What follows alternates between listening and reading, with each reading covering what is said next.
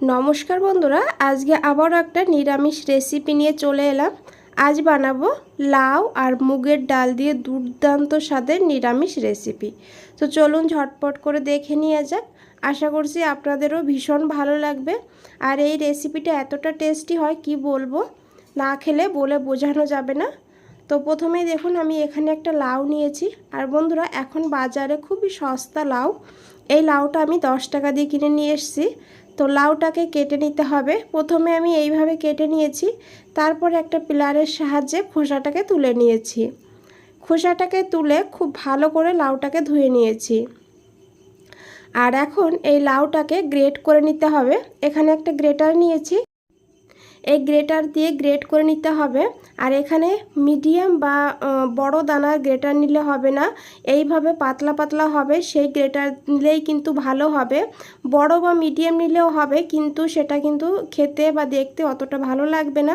তো এইভাবে পাতলা করে গ্রেট করে নিলে লাউটাকে, তাহলে কিন্তু খেতেও ভালো হবে, দেখতেও ভালো হবে।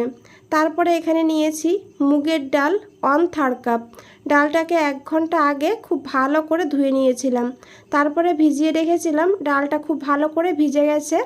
এদিকে একটা মিক্সচার গ্রাইন্ডারে নিয়ে নিয়েছি, সঙ্গে নিয়েছি একটা কাঁচা লঙ্কা আর অল্প পরিমাণ আদা। দিয়ে দেবো 2 চামচ জল। জলটা খুব বেশি দেবেন না, অল্পই দিতে হবে। জলটা দিলে ডালটা একদম মিহি করে বাটা হবে, সেই কারণেই জলটা দিয়েছি। তো জলটা যদি অনেক দেওয়া হয়ে যায় তাহলে কিন্তু রান্না করতে টাইম অনেক বেশি লাগবে। তো দেখে বুঝতেই পারছেন ডালটাকে কিভাবে বেটে নিয়েছি। এখন এই ডালের ভেতরে দিয়ে দেবো লবণ অল্প করে, আর দিয়ে দিতে হবে হলুদের গুঁড়ো অল্প করে, আর দিয়ে দিতে হবে এখানে গোলমরিচের গুঁড়ো অল্প করে। আর এখন খুব ভালো করে এই ডালটাকে মিশিয়ে নিতে হবে এই গুঁড়ো মশলার সঙ্গে। বন্ধুরা, রেসিপিটা ভালো লাগলে অবশ্যই একটা লাইক দিয়ে দেবেন, আর আপনাদের ফ্যামিলি বা ফ্রেন্ডদের সঙ্গে শেয়ার করে দেবেন। তো দেখুন এখানে খুব ভালো করে মিশিয়ে নেওয়ার পর এই ডালের ভেতরে দিয়ে দিতে হবে গ্রেট করে রাখা লাউ। আর লাউটাকে দিয়ে খুব ভালো করে মিশাতে হবে।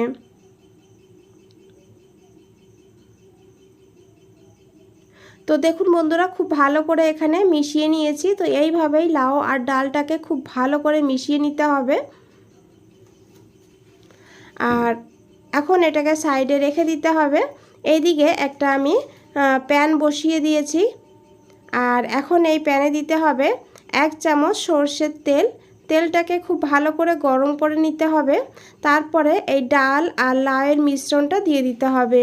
আর এখন খুব ভালো করে এইভাবে মিশিয়ে নিতে হবে। আর মিডিয়াম ফ্লেমে এটাকে এখন 5 মিনিট এইভাবেই রান্না করে নিতে হবে। আর এটা কিন্তু কন্টিনিউ নাড়তে হবে, নাড়া বন্ধ করলে তাহলে নিচে লেগে যাবে। আর এইভাবে নাড়তে নাড়তে দেখবেন এটা কিন্তু শুকিয়ে আসছে বা একটা আঠালো ভাব চলে এসছে। লাউ আর ডালে যে জলটা আছে সেই জলটাকে আমাদের পুরোটা শুকাতে হবে। এইভাবে দেখুন, যখন দেখবেন একটা আঠালো ভাব চলে এসছে, এক জায়গায় হয়ে যাচ্ছে, তখন গ্যাসের ফ্লেমটা অফ করে দিতে হবে। এটা আপনাদের একটু দেখে বুঝে নিতে হবে। আর এইদিকে আমি একটা প্লেট নিয়েছি, প্লেটটাকে একটু তেল ব্রাশ করে নিতে হবে, তারপরে এই মিশ্রণটা নিয়ে নিতে হবে। আর এখন এইভাবে এই মিশ্রণটাকে একদম সমান করে নিতে হবে। তো দেখুন এইভাবে সেট করতে হবে। আর এইভাবে সেট করে নেওয়ার পর এখন এটাকে ঠান্ডা করে নিতে হবে। ফ্যানের নিচে রেখে দিলে তাহলে খুব তাড়াতাড়ি ঠান্ডা হয়ে যাবে, না হলে এমনিও ঠান্ডা হবে, তবে একটু টাইম লাগবে। আর এটা ঠান্ডা হতে হতে এখানে আমি একটা কড়াই বসিয়ে দিয়েছি। তো কড়াইতে দিয়েছি সর্ষের তেল। তেলটাকে খুব ভালো করে গরম করে নিতে হবে।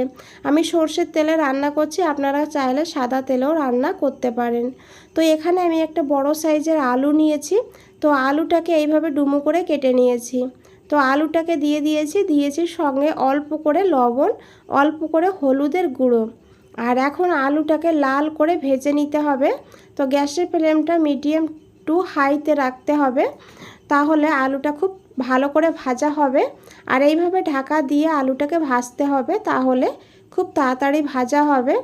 আর এখানে কিন্তু সেদ্ধও হয়ে যাবে অনেকটা। মাঝে মধ্যে ঢাকনাটা খুলে একটু নাড়াচাড়া করে নিতে হবে। আর দেখুন বন্ধুরা, এইভাবেই আলুটাকে ভেজে তুলে নিতে হবে। এখানে আলুটাকে তুলে নিয়েছি আর এদিকে দেখুন আমাদের যে আমরা ঢোকলাটা বানিয়েছিলাম এটাকে কিন্তু আপনারা লাউ বা মুগের ডালের ঢোকলাও বলতে পারেন। তো দেখুন ঠান্ডা হয়ে গিয়েছে, এখনও পুরোপুরি ঠান্ডা হয়নি, ভেতরে এখনও হালকা গরম আছে। তো ঠান্ডা করে কাটলেই ভালো হবে। তো এইভাবে আমি কেটেছি, তো আমারও কোনো অসুবিধা হয়নি। তো এইভাবে আমি কেটে নেব। তো আপনারা ছোট বড় পাতলা করে এখানে কেটে নিতে পারবেন। তো দেখুন বন্ধুরা আমি কেটে নিয়েছি। তো দেখুন কতটা লোভনীয় লাগছে। তো এটা আপনারা ভেজেও কিন্তু খেতে পারেন। তো এখানে আমি যে তেলটা আলুটা ভেজেছিলাম সেই তেলের ভেতরেই দিয়ে দেবো এই ঢোকলাগুলোকে ভেজে নেব, হালকা করে কালার চেঞ্জ করে নেব। তো দেখুন যখন দেখবেন এক সাইডে এইভাবে হালকা কালার চেঞ্জ হয়ে গিয়েছে, তো এইভাবে উল্টে দিতে হবে। উল্টে দিয়ে এটাকে ভেজে তুলে নিতে হবে। আর এটা কিন্তু একবারে সব দেওয়া যাবে না, এইভাবে অল্প অল্প দিয়ে ভেজে নিতে হবে। বাকিগুলো একইভাবে ভেজে নিতে হবে। আর এগুলো ভাজা হতে হতে এখানে একটা মশলা বানিয়ে নিয়েছি। দেখুন নিয়েছি আদা আর নিয়েছি এখানে কাঁচা লঙ্কা। এখানে আমি হাফ ইঞ্চি আদা নিয়েছি আর পরিমাণ মতন কাঁচা লঙ্কা নিতে হবে। আর হাফ চামচ নিতে হবে এখানে মৌরিটা অবশ্যই দেবেন, তবে বেশি না, হাফ চামচই দিতে হবে। হাফ চামচ গোটা জিরা, একটা এলাচ আর 3 টুকরো ছোট ছোট দারচিনি। আর দিয়ে দিতে হবে অল্প করে জল। আর এখন মিহি করে এই মশলাটাকে পেস্ট করে নিতে হবে। এই তেলের ভেতরে আমি আর একটু তেল অ্যাড করে দিয়েছি একটা শুকনো লঙ্কা, এলাচ, দারচিনি। আর দিয়ে দিতে হবে একটা তেজপাতা ছোট ছোট করে ছিঁড়ে দিয়ে দিয়েছি। তারপরে দিতে হবে এখানে গোটা জিরা, হাফ চামচ জিরা নিয়েছি, একটু ভেজে নিতে হবে। তারপরে দিতে হবে একটু হিংটা দিলে নিরামিষ রান্নাতে টেস্টটা কিন্তু দুর্দান্ত হবে। তারপরে দিয়ে দিয়েছি এখানে আদা, কাঁচা লঙ্কা, মৌরি, জিরের পেস্ট দিয়ে সঙ্গে সঙ্গে ঢাকা দিয়ে দিয়েছি, কারণ আদা দিলে তেলের উপরে খুব ছিটায়। তো এইভাবে ঢাকা দিয়ে দেবেন লো ফ্লেমে। যখন ছেটানো বন্ধ হবে তখন ঢাকনাটা খুলে 2-3 মিনিট এইভাবে একটু কষিয়ে নিতে হবে। মশলার কাঁচা গন্ধটা চলে গেলে তখন এখানে অ্যাড করতে হবে টমেটো। এখানে আমি একটা টমেটো নিয়েছি গ্রেট করে। আপনারা চাইলে টমেটোর পেস্ট বা ছোট করে কেটেও কিন্তু দিতে পারেন। টমেটোটাকে দিয়ে খুব ভালো করে মশলার সঙ্গে মিশিয়ে নিয়েছি।